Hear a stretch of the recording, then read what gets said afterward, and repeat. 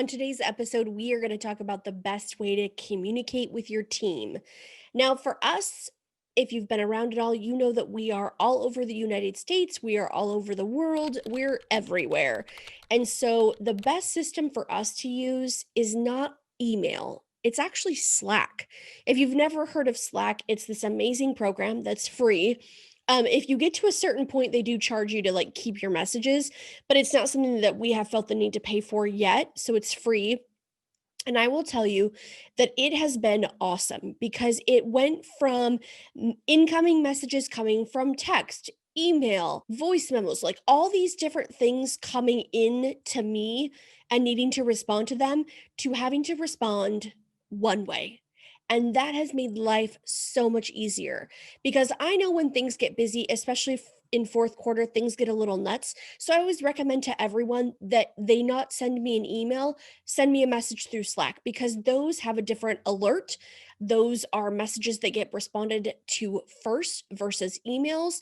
And that way, when people are sending messages in, it's something that they need a response to right away. And I can get through those messages quickly and get back to everybody so that way they can get back to what they're doing. Now, the other thing that we use too, so we use Slack for, just random messages or questions. But if there's a specific question in regards to a project that we're working on, all those messages we house in Asana. And Asana is an incredible tool. It's very similar to Monday.com, Trello. It's kind of the same in regards to like having different boards and ways to keep different projects organized. So essentially what it is you create a board, a card on that board, and each card is for a different project. So like right now we are working on editing videos, getting ready for the upcoming end of the year. So we are using those cards within specific boards to organize everything. And when I say everything, I mean everything. So I'm putting the Dropbox link with that has the raw footage in it. Rachel's pulling the Dropbox link out. She's editing everything. She's putting the new updated Dropbox link back in there. I go in, I review it. Then it gets passed off to the next person. If I need to do any, tweaks to it or anything like that, I leave those comments for Rachel. Then she goes back and edits it. It's just a great way to keep everything organized. And then one thing that we have continued to do is as our social media process evolves, we use those boards as templates. So what's cool is you can duplicate a task and it keeps everything together. So all the people that were assigned to the tasks themselves, but not the guts, like not the links, the extra stuff that are specific for each project. It doesn't save those. It just saves the main heading tasks, for lack of a better word. But what it does is it allows us to get through a ton of things very, very quickly because, for the most part, we are batch filming videos or batch filming podcasts, things like that. So, having all that stuff organized is so much easier for everybody. And being organized, the bottom line is it saves us time, which saves us money. And people aren't frustrated saying, well, where's that one file? I can't find that video. What can you send me the link? Where is it? Everybody on our team knows that everything is housed in Asana. Typically, everybody has their own board, but then we work off multiple boards that all of us are on. So, like, we have like one board specific for Rachel because she does all the video editing. We have one board specific for Brock because he does all of our design team stuff. We have one board specifically for podcasts that all of us are in on. Zach's on that, Shade is on that.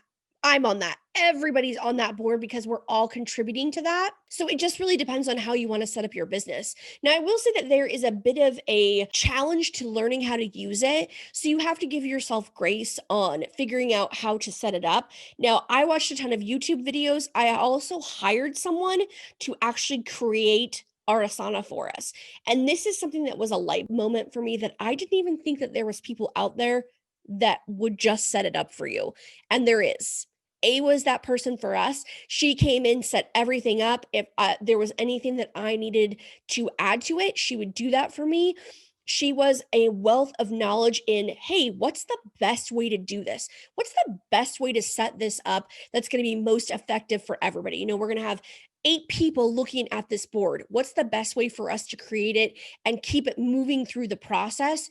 She was an awesome resource for that. So keep that in mind. If there's a program that you want to use, but you don't know how to do it and you don't want to invest the time and energy to do it, you can hire someone to take care of that for you. I think making sure that all of your stuff is organized makes everyone's life easier, makes you more efficient, makes things less expensive because everybody knows where that communication is. One of the benefits of Asana too, when you're working, even Slack, you can do this as well, is you can tag people. So you can use the at symbol and then their username, and that tags them. So they get a notification. So that's really helpful for us when we're doing batch things. So I'm not tagging in Rachel in everything because, of course, we're using all this content over a specific period of time. But I am tagging her in the first one to say, hey, we got to get this one up because this one goes live on Thursday, that sort of a thing. And then she can go into her board and see all the other ones that are waiting for her.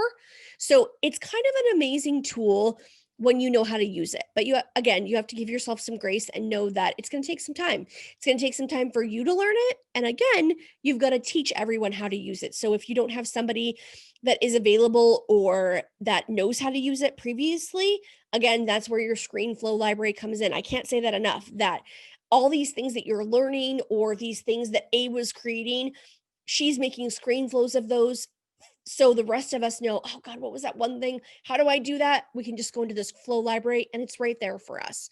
So keep that in mind when you're thinking about communicating with your team members. You want it to be fast, you want it to be effective, and you want it to save time.